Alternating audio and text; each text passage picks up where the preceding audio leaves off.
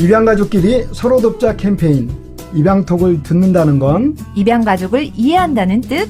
입양가족끼리 입양톡 안 들을 수 없죠. 입양톡을 유튜브에서도 검색해 들을 수 있습니다. 입양톡을 친척들에게도 소개해보세요. 곧 우리보다 더 열심히 입양을 홍보해 주실 겁니다. 입양에 대한 편견이 있는 지인에게 입양톡을 슬쩍 알려주세요. 새로운 세상을 알려줘서 고맙다고 인사할 겁니다. 이건 강추. 우리 아이들 담임 선생님께 입양톡을 소개해 주세요. 우리 아이의 환경이 바뀔 수 있습니다. 유튜브에서 입양톡을 검색하세요. 클릭 클릭.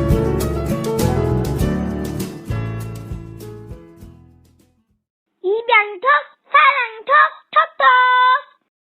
여러분들 날씨 더운데 어떻게 잘 지내시는지 모르겠습니다. 저희가 오늘은 남자 하나, 여자 둘로 진행을 해보도록 하겠습니다. 강마혜 님이 연예인이시잖아요. 목소리 듣고 싶으신 분들은 2회차 더 기다려주세요. 네. 우리 엘로마마는 그동안 많은 일들이 있었죠? 네, 저 둘째 만나고 왔어요. 오, 박수, 박수, 와. 우리 네. 둘째 기대하세요. 우량합니다. 제가 정말 사진을 봤는데, 네, 거기까지만 말하겠습니다. 네. 1시간 안 왔는데 어찌나 근육통이 오던지. 근데 느낌이 어땠어요? 하루 전에는 괜히 눈물 나고 막 그러더라고요. 뭔가 울컥울컥해서. 그런데 레아 때랑 달랐던 점은 뭐냐면, 레아 때는 내가 이 아이를 만났을 때 엄마라는 느낌이 들까 이런 거가 훨씬 더 궁금했다면, 둘째 때는 그거는 너무 당연하고 말 그대로 어떤 아이일까가 그냥 궁금한 거예요. 네. 그런데 우리가 보면 레아가 사실 조금 과하게 예쁘잖아요. 그렇죠? 그러다 보니까 네, 둘째에 대한 부담감이 조금 있을 것 같은데, 거기 원장님이 또 그런 어떤 반응을 하셨다라고 이야기를 들었는데. 저희 둘째가 내려오기를 기다리고 있는데 원장님이 너무 좌불안석이신 거예요. 오. 그래서 어떡하죠? 이 가정의 이미지를 보니까 우리 아이랑은 좀 많이 다른데 언니가 많이 예뻐서 걱정이 되네요. 근데 제가 보기엔 우리 둘째 너무 예뻤다는 거. 네. 그래요. 엄마 네. 눈에 이쁨은 성공이에요. 네, 그럼요. 그리고 사람 얼굴은 10번 변한다고 하니까. 왜 이렇게 자꾸 우리 둘째 못생겼다고 몰고 가시는 거지? 아니. 못생긴 게 아니라 예쁘다고요. 그러니까 엄마 그쵸? 눈에 예쁘면 네. 최고죠. 네. 어쨌든 축하드립니다. 네. 근데 또 둘째 입양하면서 레아네 가족에 또 좋은 일 있다고 하던데 아빠 회사에서 아주 기쁜 일이 있었죠. 네, 저희가 첫째 때 굉장히 불편했던 점이 뭐냐면, 우리는 아이가 생긴 건데 회사에서 인정을 안 해주는 거예요. 아이 출산하면 3일 정도 쉬게 해주는데 그런 거 하나도 혜택을 못 받아서 그때 되게 억울했거든요. 그래서 억울해서 전 회사에서 입양도 가족이 되는 또 하나의 방법인데 왜 다 인정 안 해주냐, 열심히 HR팀에 건의하고 했는데 감사하게도 그 회사에서 그거를 채택을 해줬어요. 근데 저희는 퇴사를 한 거죠. 그러니까 그 처음에 다녔던 회사는 S그룹으로 국내 굴지에. 그런데 또 다른 S그룹에 또 가셨단 말이에요. 네네. 가서는 이제 우리 신랑이 아예 OT 때부터 저희는 입양가족입니다. 라고 자기소개할 때 프레젠테이션으로 하고, 이제 둘째 생각도 있고 그러니까 틈이 날 때마다 HR팀에다가 일반 출산가정과 똑같은 혜택을 받게 해 주십사 이렇게 말씀을 드렸는데 됐대요. 네, 그게 어떤 돼서 변화가 있었나요? 전에는 이제 출산금 같은 거 못 받았는데 이제는 받을 수 있고요. 와. 그리고 저희는 또 둘째라 거금이더라고요. 그럼 셋째는 더 많은 거 아닌가? 셋째는 500만 원이던데요. 우와, 그럼 셋째까지 고고? 됐습니다. 아니요, 사람 사는 건 모르는 거예요. 됐어요. 그런데 제가 그 이야기를 들으면서, 누군가 이렇게 수고를 하면 내 뒤에 따라오는 사람들이 이런 혜택을 누가 했는지도 모르면서 받을 거 아니에요. 그렇죠? 그래서 정말 의미 있는 일을 하고 계시는구나라는 생각을 했습니다. 이게 대기업뿐만 아니라 중소기업에서도 이런 문화가 좀 빨리 자리 잡을 수 있었으면 좋겠다라는 그런 생각도 해봤습니다. 네네. 레아 아빠가 열심히 입양 홍보를 하신 거예요. 우리가 입양이고 입양이라는 방법으로 가족이 되었습니다라는 걸 제대로 잘 알리셨네요. 그렇죠. 가족이 되는 방법이 다르지 않다라는 거. 네. 저희도 정말 마음이 뿌듯합니다. 그 인사팀에서 딱히 입양 가정을 차별해서가 아니고 입양 가정이 있다라는 사실을 모르셔서 그 제도를 못 마련해 주시는 경우가 훨씬 더 많은 것 같다는 생각이 들더라고요. 그렇죠. 그래서 우리도 똑같은 혜택을 주세요. 똑같이 가족이 되는 방법입니다. 라고 알려만 주시면 너네는 달라. 이렇게 받아들이시기보다는 맞다. 그렇네요. 이렇게 받아들여 주실 거예요. 그러니까 네. 용기 내시고 보시고 한번 말씀해 주시기를 각 회사에서 그럼 더 좋을 것 같습니다. 네.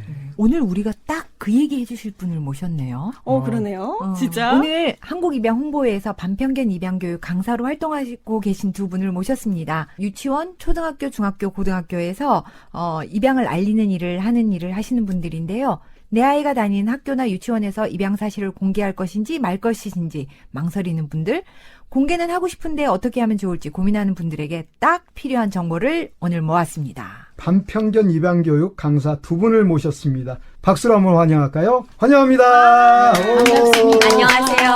반갑습니다. 네, 인사 부탁드립니다. 저는 대전에서 지금 강사 활동을 하고 있고요. 소심하지만 헌신의 아이콘인 남편 김병곤 씨와 또 하나님과 거의 맞먹는 절대 권력을 갖고 있는 엄마 저 정혜진 그리고 또 우리 아들 주님의 언약이라는 애칭을 갖고 있는 주원이 또 시온의 언약이라는 애칭을 갖고 있는 시연이 이렇게 넷이서 함께 살고 있습니다. 네, 반갑습니다. 네. 가족 소개가 오늘 독특하네요. 그런가요? 네. 저는 미처 그렇게 준비하지 못했는데 상당히 부담스럽습니다. 제가 먼저 할 걸 그랬습니다. 안녕하세요. 저도 대전에 살고 있고요. 방희선이라고 합니다. 저는 남편하고요. 3명의 자녀가 있습니다. 첫째 아이는 지금 14살 된 중딩이 된 권시훈이 있고요. 그리고 둘째는 권시훈 11살이고요. 그리고 막내는 예쁜 딸 5살 된 권나윤입니다. 두 분 다 입양 자녀가 몇째인지를 말씀을 안 해주신 것 같아요. 그러네요. 네. 저희는 첫째 주원이는 이제 친생자고요. 둘째 시연이는 입양자녀. 네, 저도 첫째는 친생자녀이고요. 둘째와 셋째를 입양을 통해서 얻었습니다. 네. 이게 사실은 우리 입양 가족들의 공통적인 특징이에요. 누가 입양 자녀고 맞아요. 누가 네. 친생자고 누가 네, 입양 맞아요, 자녀인지를 맞아요. 굳이 구분을 두지 않는. 네. 혹시 반평견 입양 교육이 무슨 말인가 청취자분들 중에 낯설어 하시는 분들도 계실 수 있는데요. 이게 무슨 뜻이죠? 반편견 입양 교육은요, 입양에 대한 편견을 가지고 계십니까? 그 편견을 반대합니다라는 내용의 수업이라고 생각하시면 쉬울 거예요. 반대한다 그래서 반평견. 네, 맞아요. 뭔가 상당히 좀 어려운 단어인 것 같아요. 그렇죠? 우리 학생들한테도 이 단어로만 설명을 하게 되면 조금 어려워하고 잘 못 알아듣는 친구들도 많이 있어요. 그래서 초등학교 수업을 가게 되면 반평견 무슨 뜻인 줄 아니? 그러면은 반대할 반자라고 나오기보다는 반반 아닌가요? 양념 반 후라이드 반. 그렇죠. 저도 방금 그 생각이 했는데. 오늘 이 대전에서 두 분의 반평견 입양교육 강사님들이 오신다고 하셨을 때 저는 이제 반평견 입양교육 강사님의 수업 시연을 어디서 봤냐면 시연 이야기로.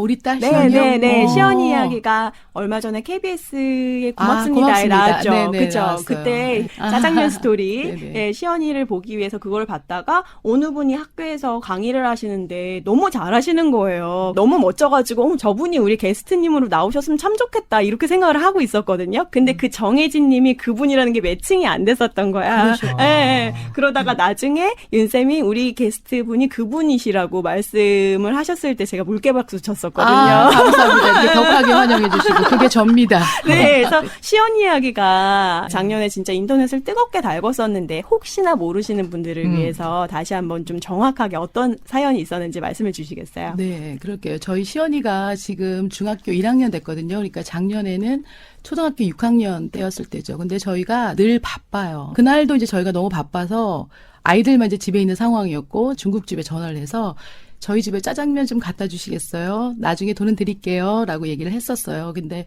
그때 그 짜장면 배달 아저씨가 노총각 아저씨인데 그 짜장면 배달을 하는 일을 하시는 분들에 대한 편견, 우리가 지금 얘기하려고 하는 그런 편견을 또 이제 당하고 있었던 그런 상황이었었는데 1시간 후에 이제 아저씨가 이제 그릇을 찾으러 저희 집에 왔을 때 시원이가 편지를 쓴 거예요. 그릇도 깨끗이 닦아놓은 다음에 아저씨 이렇게 따뜻하고 맛있는 밥을 먹게 해주셔서 정말 고맙습니다. 그렇게 편지를 쓰고는 그 속에 워낙은 얘가 이제 뭐 음료수나 과자 같은 거를 주고 싶었는데 그런 게 하나도 없었고 돈도 1,000원밖에 없어서 이걸로 맛있는 거를 사드세요라는 의미로 1,000원을 이렇게 넣어드렸던 거예요. 그랬더니 아저씨가 이제 그릇을 수거하러 왔다가 그릇이 깨끗이 닦여져 있네. 자식 기특한 걸 속으로 이렇게 생각했대요. 근데 뚝 하고 편지가 떨어진 거지. 그래서 그 편지를 보고 돈 1,000원의 그 의미를 알고는 아저씨가 폭풍 같은 눈물을 흘리시면서 어. 아, 정말 이렇게 나에게 살아갈 희망을 또 줬구나, 이 어린 아이가. 그러면서 이제 그 사연을 인터넷에 올린 거예요. 그랬더니 이제 그게 요즘은 진짜 빠르더라고요. 인터넷 속도가, 전파 속도가. 일파만파로 퍼졌었는데, 그게 이제 작년 9월의 이야기인데 저희는 몰랐어요. 시연이가 워낙 이렇게 편지를 자주 쓰니까. 가족들한테 큰 이슈가 아니었거든. 근데 이제 한 달이 지난 날, 어느 날 아저씨가 찾아와서 죄송하다고 제가 따님의 일을 인터넷에 올렸는데 너무 많이 퍼지게 됐고, 어떠한 기업이 그 전지현 씨가 모델로 있는 어떤 그 기업에서 이제 선물도 주고 감사패도 주고 싶다고 연락이 온 거죠. 그때 알게 된 거예요, 저희는. 아, 진짜? 네. 그때 하신 거예요? 그래서 이제 딸 덕분에 전지현 씨를 그나마 50m 상이 있어라도 볼 수 있는 그런. 어떡해. 시연이는 그 전지현 씨랑 같이 사진 찍었죠, 나란히. 그죠. 그러니까 받으면서. 당사자인 시연이하고 그 짜장면 아저씨는 전지현 씨하고 악수도 하고 뭐 사인도 받고 그러는데 그 외에 가족들은 이제 50m 밖에서 멀리 이렇게 쳐다보는 이제 그날 뭐 기자들도 엄청 많이 왔었더라고요. 이게 전지현 씨가 처음 공식 행사를 하는 날이었대요. 아, 그랬구나. 네네네. 그래서 이제 그 사연이 점점 전해져서 뭐 인터넷 뉴스, 뭐 방송, 뭐 신문 이런 게 많이 나가게 됐어요. 네. 그러다가 이제 올해는 그 KBS에서 미니 다큐를 이제 만들기로 했는데 고맙습니다라고 하는 그런 내용이래요. 근데 이제 시연이 스토리가 너무 마음에 들고 고맙습니다라는 그 다큐 내용하고 너무 부합한다. 그래서 이제 그 다큐까지 찍게 됐죠. 아, 네네. 얼마나 감사하냐면, 근데 그 시연이가 입양자녀여서 더불어 우리 입양가족의 모습을 보여줄 수가 있었고, 맞아요. 그리고 사람들이 입양자녀에 대한 그런 이상한 편견들이 있는데, 이렇게 예쁘게 자란 아이를 보여줄 수 있어가지고. 맞아요. 그리고 그래서 저희도 또, 너무 좋았어요. 네, 그 학교 가서 수업하시는 모습까지 나오니까, 저는 진짜 너무 기분 좋더라고요. 제가 그래서 오라 그랬어요. 실은 그 KBS 작가가 연락이 처음에 왔었을 때 이 사건만을 다루려고 했을 때는 제가 처음에 거절을 했었어요. 그냥 우리 아이가 이제 너무 많이 노출되는 것도 그렇고 사실 이게 그만한 사연이 아니다. 전국적으로 이렇게 나갈 만한 그런 사연이 아니라서 처음에 거절을 했었는데 이제 입양에 대한 이야기를 하다 보니까 이런 반편견 교육이라는 게 있다. 나는 이제 그런 일을 하는 사람이고 우리 딸을 위해서 그런 이야기를 다루게 된다면 기꺼이 하겠다. 그랬더니 그쪽에서도 너무 좋은 아이템이다. 오히려 그 입양 플러스 이런 편견을 깨는 일을 하는 네네. 엄마와 딸의 모습이 너무 좋다. 네. 그래서 이제 진행을 하게 된 거죠. 그 엄마의 그 딸이구나. 이게 시작은 시연이가 했는데 엄마가 혜택을 되게 많이 보신 것 같아요. 그래서 시연이가 저한테 엄마는 내 덕분에 유명해졌다고. 딸을 너무 잘 뒀지? 막. 그리고 TV 그 프로그램을 보다 보니까 시연이 표정이 계속 밝더라고요. 맞아. 뭐 그렇게 그렇죠. 밝은지. 그거는 뭐. 그래서 제가 이제 그날 사실 마지막 멘트 그건 안 나왔었어요. 근데 아쉽게 시연이가 어떤 아이로 자랐으면 좋겠어요? 라고 이제 물어봤을 때 제가 그 얘기를 했었어요. 공개 입양 1세대인 우리 딸이 정말 자라면서 다른 입양 가족과 입양 자녀에게 어떤 선한 긍정적인 영향력을 줄 수 있는 그런 아이가 됐으면 좋겠다라고 얘기를 했었었죠. 어떻게 저렇게 아이를 키웠을까라는 그 생각이 많이 들더라고. 혹시 우리만의 어떤 자녀 양육법 같은 거 있으면 하나만 좀. 굉장히 부끄러운 대목인데. 제가 그 방송이 나가고 나서 이런 질문을 하도 많이 하시는 거예요. 진짜? 그래서 내가 어떻게 키웠지? 아무리 생각해도 뭐 방법이 없었는데 굳이 방법이 있다면 그냥 방임? 막 키운 거? 이게 법적 처벌받나요? 제가 그 시연이 얘기 나오고 나서 어머 시연이는 누굴 닮아서 이렇게 예쁘게 컸어요? 엄마는 아니죠? 그랬더니 아빠 닮았지 뭐. 아니 진짜 그래요. 하는 짓은 너무 아빠랑 똑같은 행동들을 많이 하는데 시연이 아빠를 만나 뵀는데 거기에서 그 아이의 모습이 나타나는 것 같더라고요. 엄마의 그래서 모습에서는 안 나타난다. 네. 엄마의 모습에서는 아주 건강한 모습만. 네. 건강한 모습만 건강하기만 보입니다. 네. 부모님의 좋은 모델을 보고 자란 영향이지 않을까. 빙고. 훌륭한 윤쌤. 역시 늘 생각했던 대로시네요. 우리 윤쌤은. 정말 그 시연이의 모습 때문에 우리 입양 가족들이 많이 힘이 났었습니다. 덕분에 너무 감사하다는 말씀 이 자리에서 저도 드리고요. 감사해요. 입양톡, 사랑톡, 톡톡. 그 예쁜 시연이를 입양하신 계기가 사실은 궁금해요. 언제 어떻게 입양하셨는지. 네, 저희가 이제 1994년도에 이제 결혼을 했는데요. 이제 연애를 할 때부터 미리 이제 가족 계획에 대해서 이제 서로 의논하고 얘기할 때가 있었어요. 그럴 때 이제 제안을 한번 제가 했었죠. 한 명은 출산하고 한 명은 입양하는 게 어떨까? 그랬더니 우리 남편도 너무 좋은 생각이라고 자기는 이제 그 생각까지는 못했는데 처음에 이제 결혼하고 나서 이제 남편이 공부를 해야 돼서 이제 아이를 조금 늦게 갖자라고 생각을 했었는데 와, 우리 너무 계획적으로 아이가 안 생기고 딱 잘 되고 있구나 했었는데 나중에 알고 보니까 그게 약간 불임의 영향이었던 거였어요. 그래서 7년 동안은 저희가 이제 아이가 없었어요. 아이가 없어서 입양을 먼저 해야 되나? 막 이런 고민을 하고 있을 때 이제 임신을 하게 된 거죠. 그래서 그렇게 태어난 아이가 이제 주원이었고 아들이 태어난 거예요. 그래서 그렇다면 우리가 예전에 가족 계획을 했던 것처럼 3년 터울로 아들을 낳았으니까 딸을 입양하자. 이제 이래서 3년 만에 딸을 입양을 하게 됐는데요. 입양이라는 이 가족이 되는 방법이 굉장히 멋지고 축복이 되는 방법이라는 걸 알게 됐어요. 이제 왜냐하면 저 같은 경우는 제왕절개 수술을 하게 된 거예요. 이 덩치에. 아무도 믿지 않지만 골반이 작대나? 뭐 이래가지고 의사도 놀래고 저도 놀래고 그래서 아니 세상에. 그래서 이제 아이를 제왕절개 수술을 생애 첫 수술을 했는데 공교롭게도 저 같은 케이스가 예전에 애를 낳았으면 죽었을 그런 상황이었던 거예요. 그러니까 하혈이 너무 심해서 이제 뭐 개인병원 같은 데서 낳았으면 수혈을 못하니까 죽을 수도 있었던 그런 상황이었던 거죠. 이제 마지막에 종합병원을 옮겨서 다니는 바람에 수혈을 하게 됐고 제가 이제 그 과정에서 출산이 이렇게 어려운 거구나. 자식을 얻는 게 굉장히 어려운 거구나. 라는 걸 알았지만 그 다음엔 자연스럽게 입양이 너무 떠오르게 된 거예요. 이렇게 죽을 뻔한 고통 속에서 한 명이면 족하다. 나머지는 또 다른 축복의 방법이 있는데 굳이 출산만을 고집할 필요가 없겠구나. 그래서 뭐 고민할 것도 없이 계획대로 3년 만에 아들 낳았으니까 정말 딸. 그럼 그때 시연이가 몇 개월 됐었어요? 그때 저희는 태어난 지 얼마 안 됐을 때 신생아. 네네 시연이를 입양하게 됐어요. 혹시 그 병원 의사 선생님이 골반이 작다고 하는 거 혹시 오진이라고 생각은 안 해보셨어요? 100% 확신합니다. 오진이라고. 네, 감사합니다. 정혜진님은 그러면 그런 특별한 사연이 있어서 용기는 쉽게 내신 것 같고요. 방희선 선생님은 혹시 어떤 계기로 입양을 하신 건가요?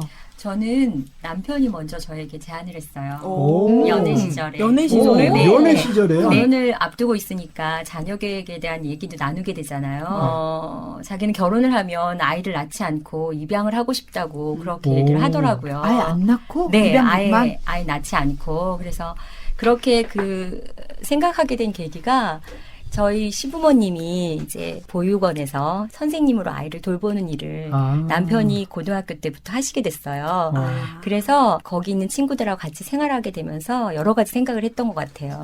그러면서 궁극적으로 내 친구들한테 필요한 건 정말 나를 사랑해 줄 수 있는 가족. 그거구나라고 생각하게 됐대요. 나는 내 친구들과 같은 처지에 있는 애들에게 가정을 만들어줘야 되겠다. 이런 결심을 하게 된 거죠. 그래서 남편이 먼저 저한테 그렇게 제안했어요. 나는 결혼을 하면 출산 없이 입양만 하고 싶다.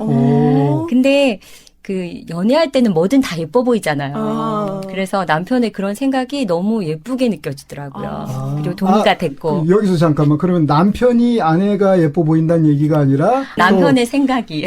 저 못지않은 분 한 분 나오셨습니다. 네. 지금 교수님이시죠? 네네네. 지금 맞아요. 전공이 사회복지 하고 있어요. 네.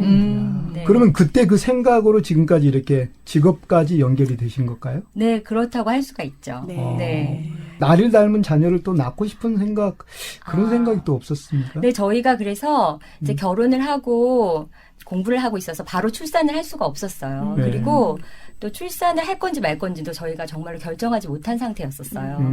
계속 미루고 있는 상황에서 한국 입양 홍보의 활동을 되게 오래전부터 자녀가 없이 전부터 활동을 했어요. 입양 자녀가 있기 전부터? 네, 맞아요. 와. 그러니까 입양 멋있다. 자녀뿐만 아니라 출산 자녀가 있기 전부터 남편이 공개 입양 가족 정의라는 박사 논문을 하게 되면서부터 입양 가족을 만나게 된 거죠. 네. 그래서 그 입양 선배님들한테 물어본 거예요. 저희가 입양 계획이 있습니다. 그런데 출산 없이 입양을 하는 것이 좋을까요? 아니면은 출산을 하고 입양을 하는 게 좋을까요? 이렇게 물어보게 됐죠. 그랬더니 입양 선배님들이 출산의 경험을 가지고 입양을 하면 아이를 양육하는 데 있어서 도움이 더 될 수 있다. 날 수 있으면 낳아라. 이렇게 조언을 해주신 거죠.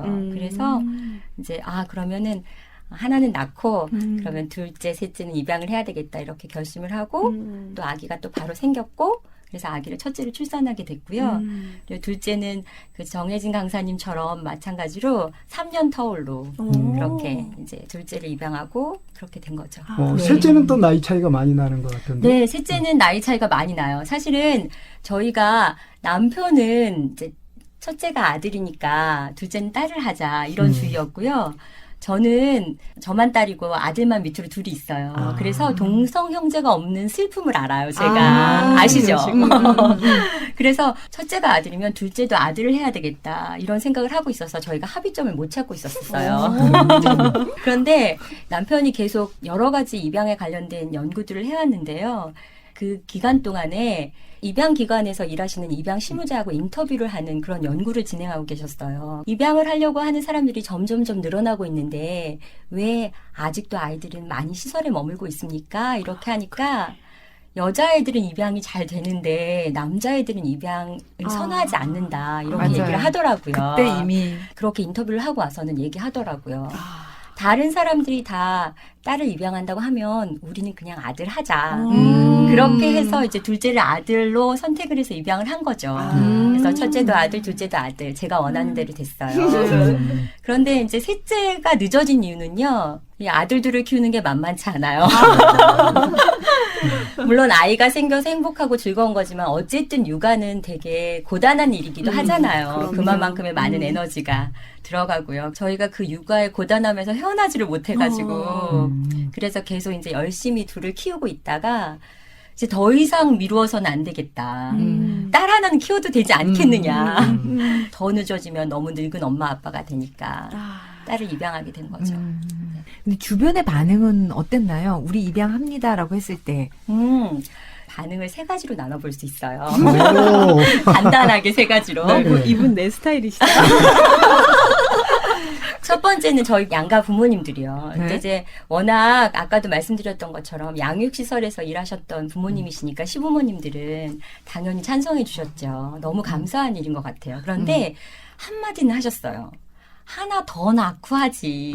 이런 아쉬움 있잖아요. 그건 부모님이라면 당연히 그렇게 말씀할 수 있다고 생각해요. 그리고 친정 부모님도 되게 좋아하셨지만 그래도 친정엄마는 딸이 힘들까봐 양육 자체가 힘든 거니까 그렇죠. 그래서 그거에 대한 염려만 있으셨고요. 시부모님은 이제 첫째 출산하는 것과 동일하게 기관에 갈 때도 같이 방문하시고 데려오실 때도 같이 이렇게 방문해서 데려와 주시고 그렇게 해주셨어요. 그리고 저희 친정 엄마는 둘째 입양할 때는 첫째 때보다 더 열심히 산후조리 해주셨어요. 고만고만한 거 둘 키우면 힘들다고 훨씬 더 막 지극정성으로 산후조리 해주셔가지고 제가 되게 기뻤고요.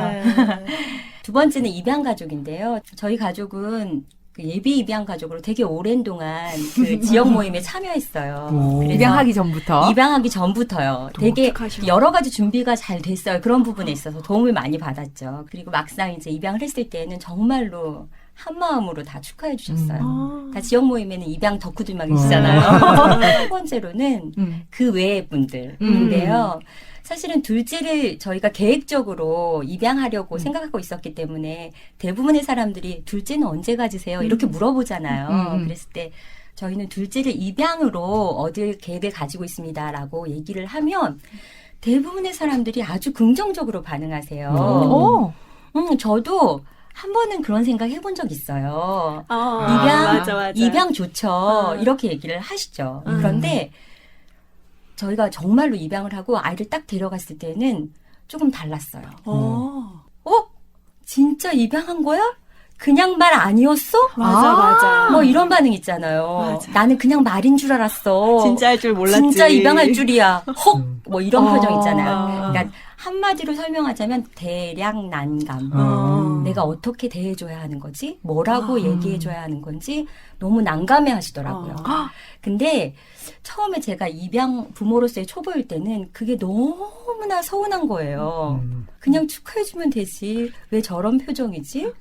뭐 이런 생각 때문에 되게 서운하더라고요. 그런데 시간이 막 지나고 입양 부모로서 이제 어느 정도 잔뼈가 이렇게 굵고 나니까 아, 이분들이 입양에 대해서 부정적으로 생각해서가 아니라 그런 사람들을 주변에서 만나본 일이 거의 없었던 거예요. 맞아. 그래서 자기가 어떻게 대해줘야 될지 몰랐던 거죠. 낯설었던 거죠. 맞아. 입양 가족을 어떻게 대해줘야 될지 몰랐던 것 같아요. 그래서 아, 그렇다면 내가 이 사람들에게 입양을 잘 전달해주면 되겠구나라는 의욕이 좀 생기더라고요. 네. 그런데 이제 이 방송을 듣고 계신 분들이 혹시 오해하실까봐 제가 말씀을 좀 드려야 될 것 같은데 이렇게 준비가 잘 되신 분들만 반평경 강사를 하시나요? 그렇게 아니라고 말씀드리고 싶네요. 그러니까 아 나도 내년에는 한번 반평경 강사를 한번 해볼까 생각하셨던 분들이 야 저 정도로까지 준비해야지 강사를 하는 거야라고 생각하실까봐 전 사실 조금 염려가 되는 부분이 돼요. 저는 그렇죠. 또 우리 반평경 강사 이 정도입니다. 그 얘기하고 싶었는데 그러면 아니구나. 모두가 컨셉 다 아니고.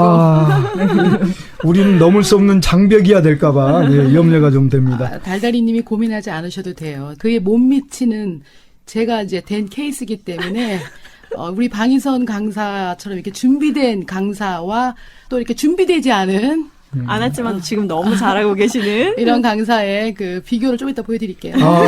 근데 준비되지 않았는데 또 수석이었다고 누가 그렇게 이야기를 하는 것 같던데. 그런 정확한 야. 뉴스가.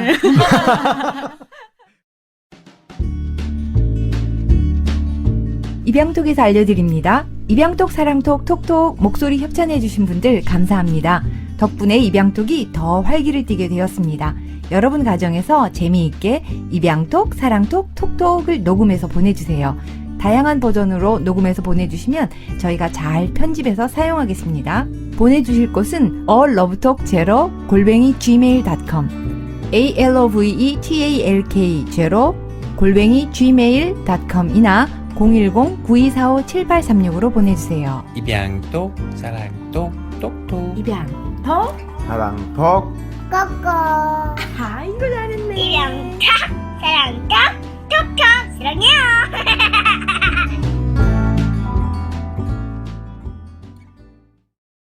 입양톡, 사랑톡, 톡톡. 그러면은 아까 말씀해주신 그 세 번째 그룹의 반응들 뭐 그런 것들을 마음에 담아두셨다가 반평균 입양교육 강사가 되겠다고 마음을 먹으신 건가요?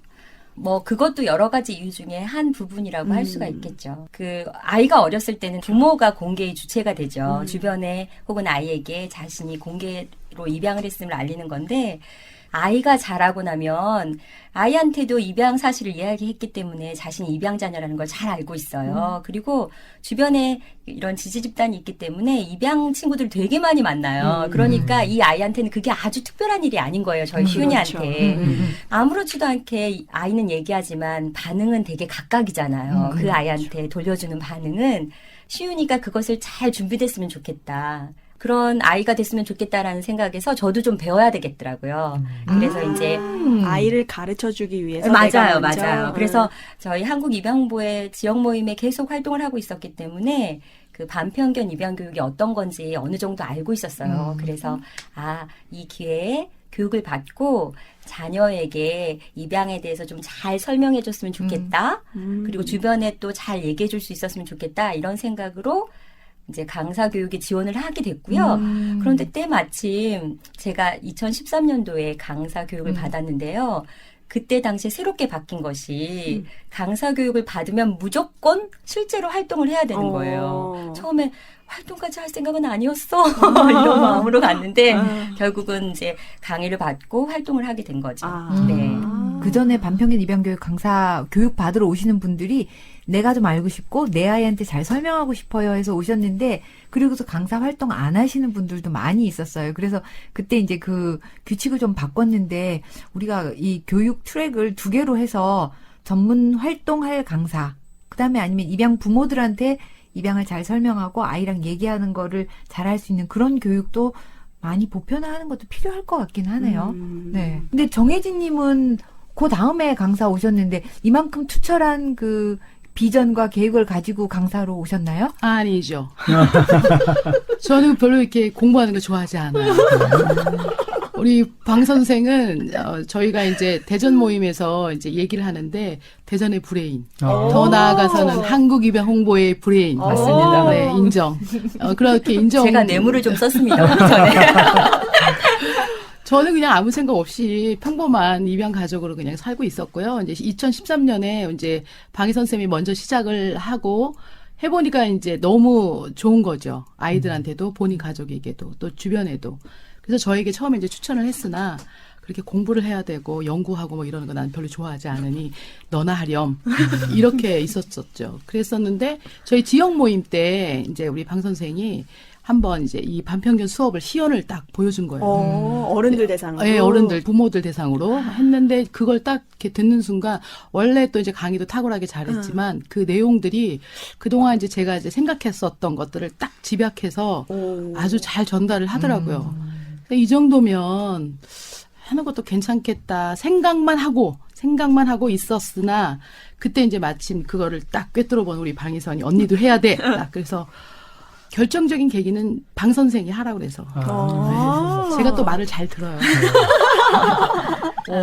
사실은 제가 반평균 입양 교육을 받고 그리고 또 수업을 하면서 그 입양 가족이라서 감정적으로 다 이렇게 이해되고 납득됐던 부분들이 있잖아요. 그래서 특별히 설명하지 않아도 아는 것들. 네. 근데 이 교육을 받으니까 논리적으로 다른 사람들에게, 입양을 전혀 모르는 사람들에게도 논리적으로 입양을 잘 전달할 수 있는 좋은 내용이더라고요. 그래서 이렇게 새롭게 깨우치는 부분들이 되게 많았어요. 그래서 이거를 나만 알고 있어야 될 게 아니다. 입양에 대해서 알지만 또 정확하게 이해하지 못하는 입양 부모들에게도 정확하게 설명할 수 있도록. 맞아요. 정확하게 설명할 수 있도록 이런 교육을 받으면 좋겠다. 입양 부모라면 누구나 받으면 좋겠다. 이런 생각도 들더라고요. 그래서 지역 모임에서 했죠.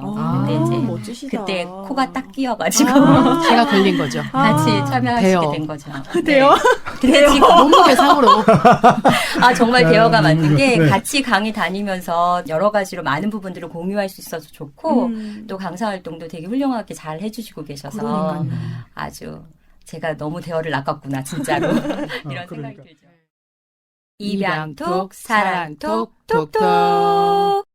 반평균 입양 교육에 대해서 간단히 소개를 좀 해드리고 싶은데요. 반평균 입양 교육은 지금부터 14년 전에 공개 입양을 한 입양 부모님들이 시작한 교육이에요. 14년? 오래됐네요. 네, 2003년에 엠팩의 입양 부모들이 모여서 그때 10주 동안 입양을 공부한 적이 있다고 하네요. 그리고 나서 그 공부를 마친 분들이 우리 자녀가 다니는 학교에 대해서 관심을 가지게 된 거예요. 우리는 알고 있고 공개 입양을 했는데 우리 아이들이 다니는 학교에서 입양 때문에 혹시 차별받으면 안 되지 않냐. 그래서 우리가 학교에 가서 입양을 가르치자. 그래야 우리 아이들의 환경이 바뀔 것이다. 그래서 그때 공부를 함께 시작했던 한현희님, 엄진경님, 김혜선님, 고혜정님 같은 분들이 우리가 애들한테 입양을 가르치려면 뭘 해야 되겠느냐. 수업 내용을 공부하시고 우드락에다 그림 그리고 뭐 그 나무 젓가락에 뭐 매달아서 인형 만들고 뭐 이래가지고 수업 자료를 정말 직접 만드셔서 그 처음에는 과천에 있는 학교들을 뚫으셨대요. 우리가 학부모로서 자원봉사하고 싶으니 수업 시간을 내주십시오. 그렇게 해서 수업을 만들어 가시다가 2005년도에 과천시에서 이제 보조금을 받게 됐죠. 그래서 그때부터는 강사료 받고 수업하시게 됐고 2006년도에는 이게 보건복지부 교부금이 추가되면서 이게 전국적인 수업으로 확대하게 되었습니다. 멋지다. 어떻게 14년 전에 진짜 부모님들이 모여서 공부하셔서 이걸 학교에 전파를 하겠다고. 그렇죠. 대단하신 분들이신 그러니까요. 것 같아요. 우드락 나온 거 보니까 우드락 뭐 부직포 뭐 나무젓가락에다가 뭐 만들어서 우리 1세대 우리 부모님들의 그 열정이 대단하셨던 것 같습니다. 저는 2007년에 이제 입양을 하고서 바로 2009년부터 강사가 됐었거든요. 근데 그때는 강사 교육 아주 좀 가볍게 받고 입양 부모로서의 열의만 가지고 강의를 했었어요. 그러다가 2012년부터 강사 교육이 1박 2일로 늘어나면서 강사 교육 프로그램이 좀 많이 강화가 됐습니다. 그래서 2013년에 방희선 선생님 들어오시고 그러자마자 신규임에도 불구하고 반평균 입양교육 수업 내용을 짜는데 바로 투입돼서 연구를 많이 하셨죠. 그래서 2014년도에는 강사 교육이 엄청 강화됐었어요. 그래서 그때는 1박 2일 교육 받고 시연을 2번 하도록 학교 현장에 나가기 전에 강사들 앞에서 수업을 해서 이게 얼마나 잘하는지 검증을 받는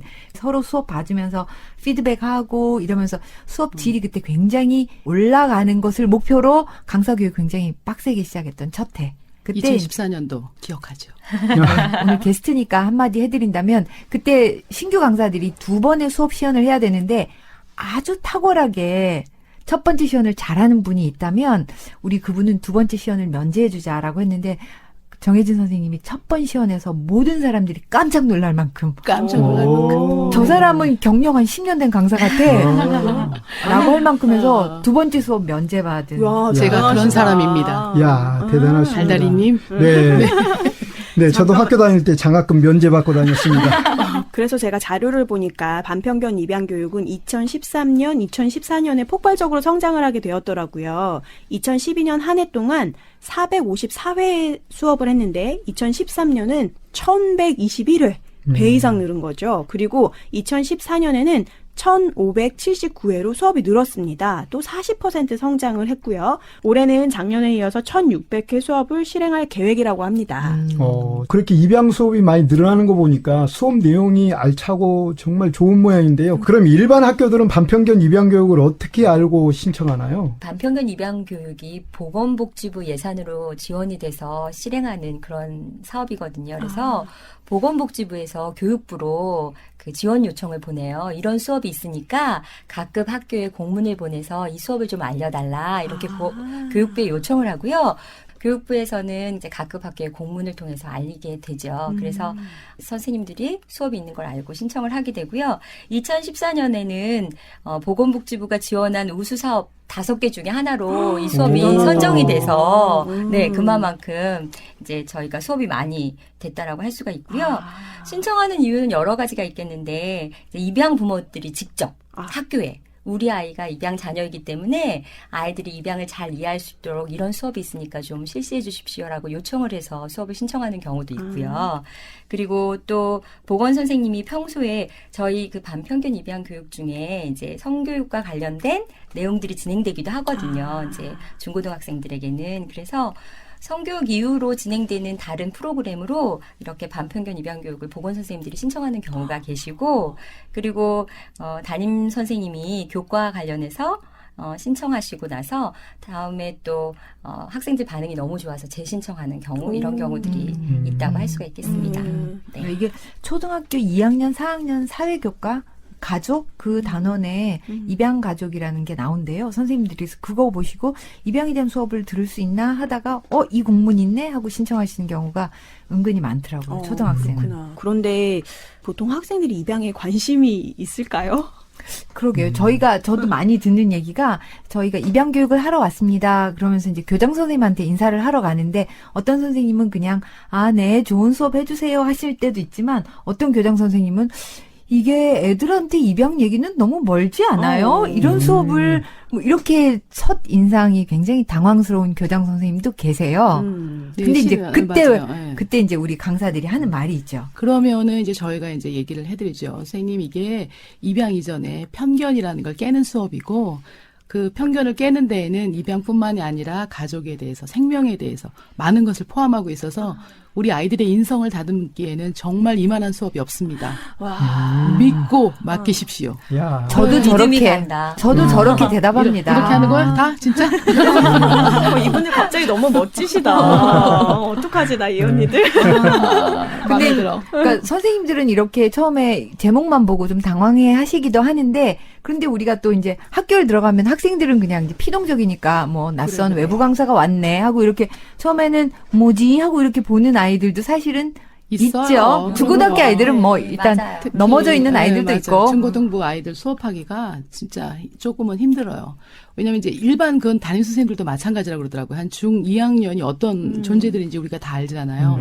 그 중2, 중3 수업이 들어왔을 때 저는 이제 단순하게 갔는데 우리 방 선생이 언니 좀 힘들 수도 있어. 이렇게 얘기를 하더라고요. 근데 아니나 다를까 아이들의 반응이 뜨뜻미지근한 거예요. 왜냐면 특히 이제 공부를 잘하는 학교일수록 이런 수업에 굉장히 아이들이 스스로 배타적이에요. 아, 그래요? 왜냐면 자기 성적에 아무런 영향을 주지 않아. 심지어는 문제집을 꺼내놓고 풀고 있는 아이들도 있어요. 맞아요. 정말 그 시간에. 나와 정반대다. 어머, 달달이님. 검증되지 않은. 그렇구나. 나는 공부를 못했으니까 인성이라도 좋아야지. 탁월한 아니, 선택? 네. 근데 정말 궁금해요. 사실 저만 해도 제가 학생이라고 생각해도 갑자기 웬 입양 교육이야. 이렇게 생각이 들만 하거든요. 요즘 아이들이 입양 교육 하겠다고 딱 들어갔을 때 입양에 대한 인식들이 보통 어떤가요? 그러니까 교육을 받기 전?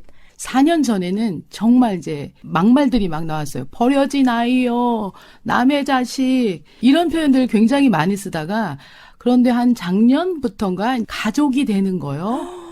가슴으로 자식을 낳는 것 완화됐어요. 처음에 중고등부 아이들 수업을 할 때 아이들한테 친구들아, 내 수업이 지금 학업과 관련된 수업은 아니지만 너희들이 정말 살면서 어떤 가치관의 형성을 시키는데 좀 도움이 될 만한 수업일 거야. 입양이란 말이 좀 낯설지. 그런데 이 수업이 끝날 때쯤면 이 입양이란 단어 자체가 너희들이 다르게 인식하게 될 거야. 라고 처음에 밑밥을 싹 깔아줘요.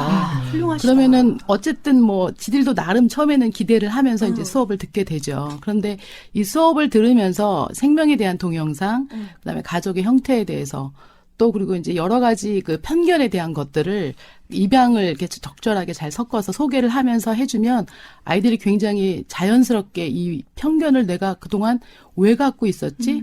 편견을 깨야 되는 게 맞는 거였구나. 나는 이 편견을 깨야 되는데 아무 의식 없이 살았구나.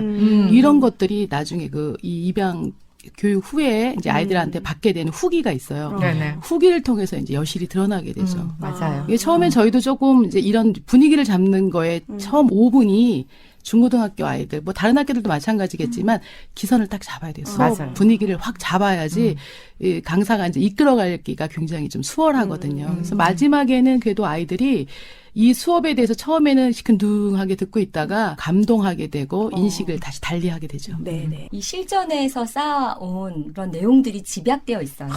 그래서 네. 어떻게 하면 아이들에게 설득력 있게 다가갈 수 있을까? 입양이라는 이슈만을 던져줬을 때 그걸 왜 우리가 들어야 해? 입양이 나하고 무슨 상관이 있어? 이렇게 생각을 할 수 있게 되잖아요. 네네. 그런데 편견이라는 이야기부터 차근차근히 집어 넣어주면서 이게 나하고 동떨어진 이야기가 아니야. 나하고도 관련된 이야기야. 이런 것들로 이렇게 몰아갈 수 있도록 흐름을 잡아가고 있거든요. 그렇기 때문에 생명의 기적 동영상이 나가기 시작하면서 눈빛이 막 돌아요. 그러면서 관심을 보이기 시작하면서 내용에 이렇게 몰입되는 걸 느낄 수가 있죠. 네. 입양톡 Sorry. 영어로 하시는 줄 알았어. 저는 개인적으로 유치원이나 초등학교 저학년 수업을 할 때 되게 흐뭇함을 느끼는데요. 일단은 기본적으로 외부에서 온 선생님에 대해서 되게 관심이 높아요. 막 이름 물어보고 어디서 오셨냐고 그러고 예쁘다는 말도 해주고 제가 저학년한테 좀 먹히는 얼굴인가? 보는 눈은 있어가지고. 맞아요. 그래서 수업 내용에도 관심을 보여가지고 집중도가 높아서 수업하면서 정말로 흐뭇한 그룹이라고 할 수가 있어요. 그렇구나. 네. 보통은 많은 부모님들께서 유치원 뭐 이렇게 하면 너무 어린 거 아니야? 집중력 떨어져갖고 우리 애들 입양교육 한다고 듣겠어 하는데 그게 아니네요. 아니에요. 그리고 저희 수업이 유치원 원생들에게 딱 맞게끔 또 구성이 되어 있어요. 네. 학년별로, 연령별로. 학년별로, 연령별로. 왜 이렇게 궁금하게 만드는 거야? 수업이 있거든요, 수업이. 네. 그러니까 아니 우리 입양 부모님들도 그런 생각 하실 거 아니에요. 우리 아이가 유치원에 갔지만 뭐 벌써 뭐 그러게. 입양 반편견 입양 교육까지 받을 필요가 있을까? 꼭 지금 벌써 해야 되는 거야라고 생각하실 수 있는데 근데 보통 보면요. 아이들이 5살, 6살만 돼도 역할놀이 하잖아요. 맞아. 나는 엄마고 너는 아빠하고 그래. 내가 널 낳았어. 이렇게만 맞아, 하잖아요. 맞아. 근데 입양 수업을 하게 되면 입양을 하고도 아이가 생기는 거야. 그러니까 아. 너는 입양한 아이야 하고 역할놀이도 할 수 있는 거잖아요. 우와. 그러니까 사실은 입양이 먼 이야기가 아니고 맞아. 정말 아주 어렸을 때부터 자연스럽게 가족이 되는 방법으로 받아들여지는 맞아. 역할놀이에도 출연할 수 있는 오. 그런 이슈가 될 수 있는 거죠. 맞아요. 그러니까 멀게만 느끼시지 않으셨으면 좋겠다는 생각이 들어요. 그래요. 하얀 도화지. 누가 먼저 그림 그리는. 맞아요, 네. 맞아요. 우리가 먼저 선점. 제일 잘 스며들 나이죠. 맞아요. 스펀지처럼. 그래서 너무 좋은 것 같아요. 그럼 궁금하네요. 그러면 그 교육할 때 선생님들도 교육을 같이 앉아서 들으시나요?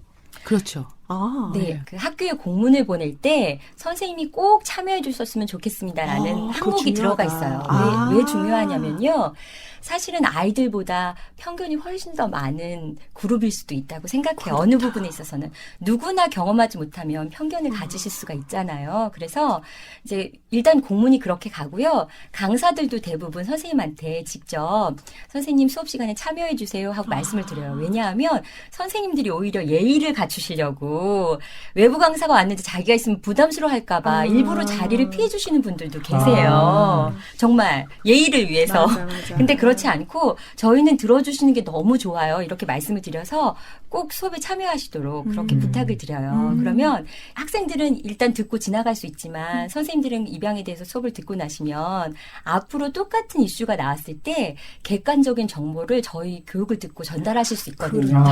그러니까 지속적으로 재교육이 될 수 있기 때문에 선생님들이 자리에 계셔주는 게 너무 좋아요. 그래서 중요하네요. 꼭 당부를 드리고요. 저 같은 경우는 수업을 마치고 여쭤봐요, 선생님한테. 수업 내용이 어떠셨어요?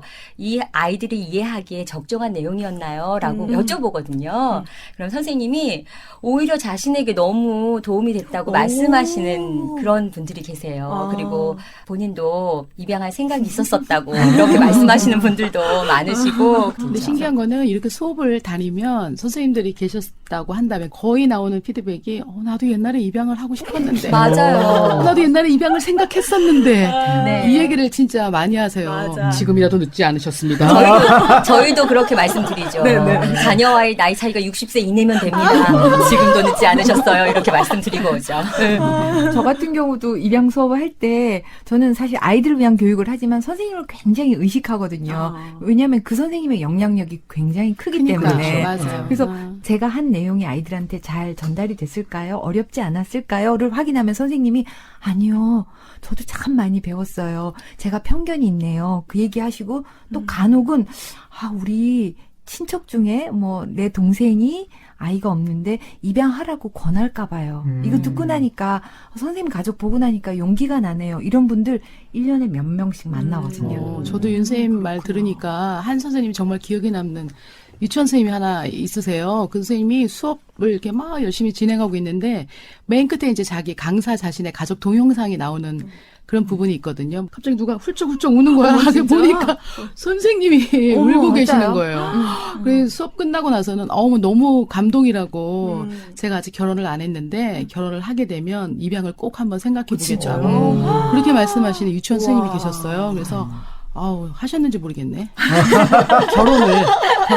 저도 중학교 수업을 갔는데 그 선생님이 임신한 상태였거든요. 큰 기대 안고 수업을 들으시다가 생명의 소중함 그걸 보는데 선생님이 막 우시는 거예요. 그러니까 애들이 선생님 뭐예요? 왜 그래요? 막 그 중학교 남자애들 되게 짓궂어가지고 그랬는데 선생님이 주체 못할 만큼 막 우시더니 나중에 수업 마치고 나서 내가 임신을 해서 이 아이를 품고 있다 보니까 생명이 얼마나 소중한지 알겠다고.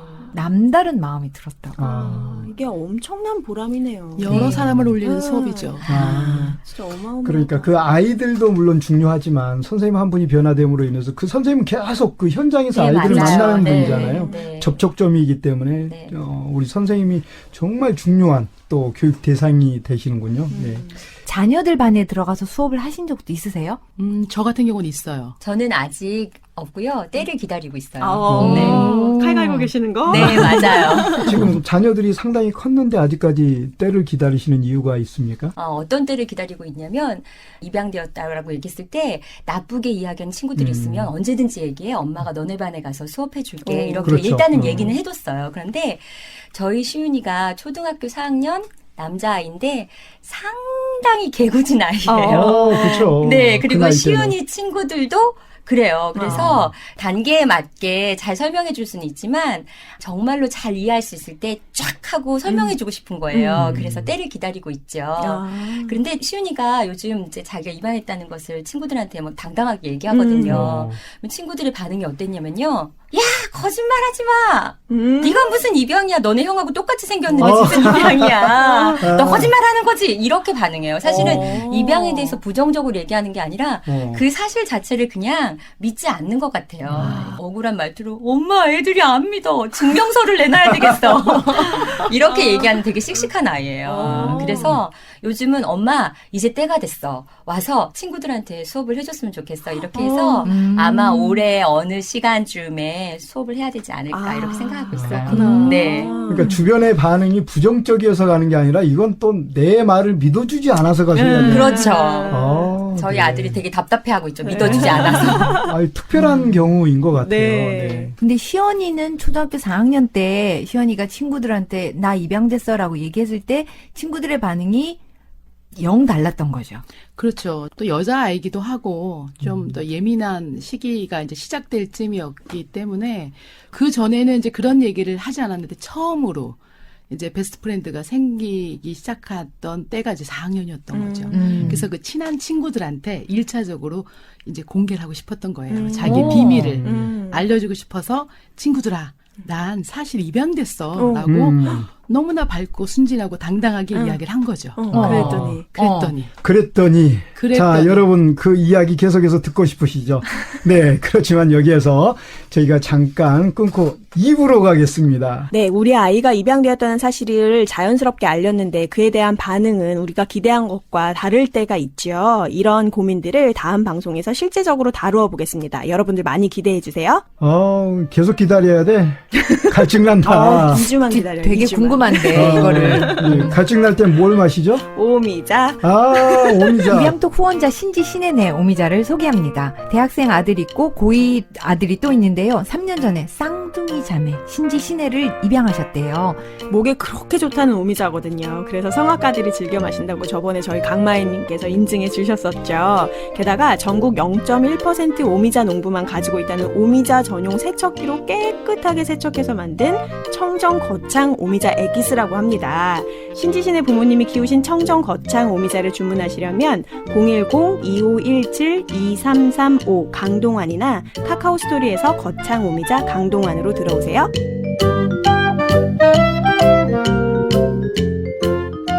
(37회) 목소리 재능 기부해주신 배현희, 정혜진, 강희선님 덕분에 더욱 유쾌한 방송이 되었습니다. 감사합니다.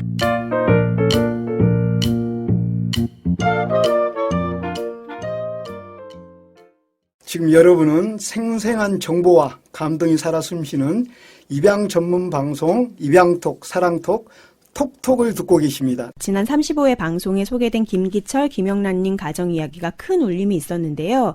이 다큐를 찍고 2년 후에 아버지 김기철님이 출장 중에 갑자기 돌아가셨다고 합니다. 이후 어머니 김영란님과 자녀들이 서로 의지하며 잘 지내오셨는데 올 초에 불이 나서 가족이 머물렀던 집이 다 타버렸다고 해요. 저희가 방송을 업로드한 후에 이런 기사가 떠서 저희도 정말 많이 놀랐는데요. 미국에 계신 스티브 모리슨 이사님께 김영란님 가정 소식을 물었더니 여러분의 도움으로 지금 회복 중에 있다고 알려주셨고요. 불탄 집은 보험으로 수리하게 되는데 앞으로 몇 개월은 힘들 거라고 하셨습니다. 그리고 또 미주 엠팩에서도 이 가정을 도왔다고 하네요. 저는 35회 방송을 준비 과정부터 사실 여러 번 들었는데요.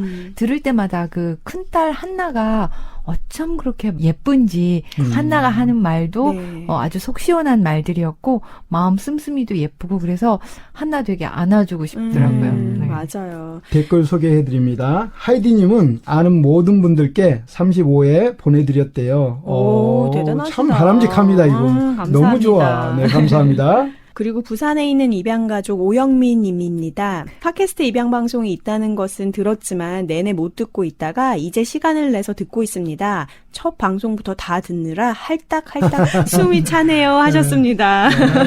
계속 들어주시기 바랍니다. 감동의 댓글과 사연 감사합니다. 여러분의 응원과 격려, 가슴 찡한 사연이 입양톡 스태프들에게 큰 힘이 됩니다. 다른 청취자들에게도 큰 용기가 됩니다. 많은 댓글과 사연 보내주시기 바랍니다. 네, 댓글 많이 보내주시다가 요즘 잠수 타시는 분들 계시더라. 네. 나타나주세요, 수면 위로. 네. 입양톡은 입양에 대한 올바른 정보를 전달하여 입양 가족들에게 힘이 되는 방송을 만들어가고 싶습니다. 입양톡은 여러분의 후원으로 만들어집니다. 오늘 방송에 감동받으신 분들 입양톡을 후원해주세요. 3,000원, 10,000원 모두 소중하고 힘이 됩니다. 입양톡 전용 후원 계좌 우리은행 010-9245-7836 우리은행 010-9245-7836 신용은으로 정기 후원 부탁드립니다. 나 이 계좌번호 외워지겠어 이제. 가족이 되는 또 하나의 방법 입양. 온 세상 사람들이 모두 알 때까지 입양톡 사랑톡 톡톡. 감사합니다. 감사합니다. 있는 가지 되는 것, 잘 견뎌내는 것, 잘 버텨내는 것 너무나 중요하죠. 더불어 함께 이 길을 걸어가요. 더불어 함께 서로 손잡고 가요. 우는 자들과 함께 울고 웃는 자들과 함께 기뻐하는 것. 지금의 모습 그저 있는 그대로 서로의 어깨 함께 기대어가며 고아와 과부나 그대를 돌보아주는 예수님의 삶이죠.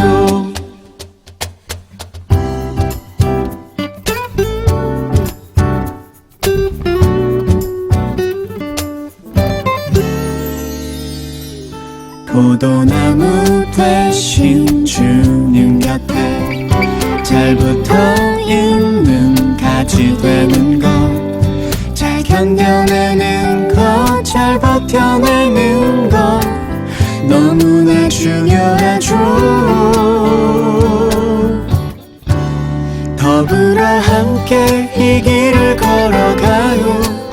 더불어 함께 서로 손잡고 가요.